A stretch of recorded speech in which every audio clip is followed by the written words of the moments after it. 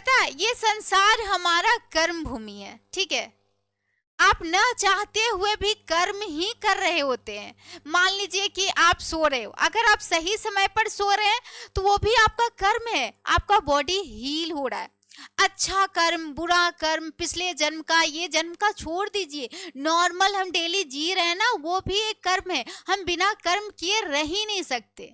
अभी कुछ लोग कमेंट कर रहे हैं, वो भी कर्म है। जो मेरी बातों को सुन रहे हैं वो भी कर्म है। पता है आप जब कुछ गलत काम करते हो, ठीक है, मान लो किसी को नशीले पदार्थ या कुछ भी, मान लो अपना काम को वो टाल रहे हैं, डेली डेली टाल रहे हैं, तो एक दो दिन में उनका कुछ नहीं बिगड़ेगा, लेकिन 2 साल 3 साल 4 साल बाद वही उनका टालने का जो गलत कर्म था ना, जब वो कंपाउंड होकर आएगा ना, तो वो उनका होश ही उड़ जाएगा कि अरे ये क्या हो गया। और वही जो नियमित रूप से पढ़ रहे हैं वो थोड़ा ही पढ़ रहे हैं, या उनका जो भी फील्ड है उस क्षेत्र में वो धीरे धीरे थोड़ा थोड़ा ही बढ़ रहे हैं, 5 साल 4 साल बाद जब कंपाउंड होकर आएगा ना, तो मतलब वो सरप्राइज रह जाएंगे कि ये क्या हो गया, ये मैंने कर दिया, ये कमाल।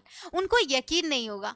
तो कोई भी कर्म चाहे वो अच्छा हो या बुरा हो, स्टार्टिंग में हमें उसका रिजल्ट, उसका परिणाम पता ही नहीं चलता, लगता है यूं ही हो रहा है, यूं ही नहीं हो रहा है, उसका परिणाम आएगा। कोई भी कर्म हमारे जीवन में यूं ही नहीं चल रहा है, उसका परिणाम आता है, देर से आता है, कंपाउंड होकर आता है, ठीक है ना। तो फिर आप कर्म करने से वंचित नहीं रह सकते, इसलिए थोड़ा होश में रखकर कर्म कीजिए, ठीक है। अगर आप टाइमली सो रहे हो तो आपका बॉडी हील हो रहा है, आपके शरीर को वक्त चाहिए। छोटी छोटी बीमारियां होती है, छोटी छोटी चीजें, जब हम टाइमली सोते हैं तो अपने आप हमारा शरीर उसे हील कर लेता है, ठीक है। लेकिन निठल्ले बेड पर पड़े हैं तो वो भी एक कर्म है, उसका भी परिणाम आपको मिलेगा, तो ध्यान रखिएगा। अगर अभी जो बच्चे पढ़ रहे हैं, मेरी बातों को ध्यान से सुन रहे हैं, नियमित रूप से पढ़ रहे हैं, उनको उसका भी फल मिलेगा। जो कमेंट करके आए भाई करके चले जाएंगे, उनको उसका भी परिणाम मिलेगा।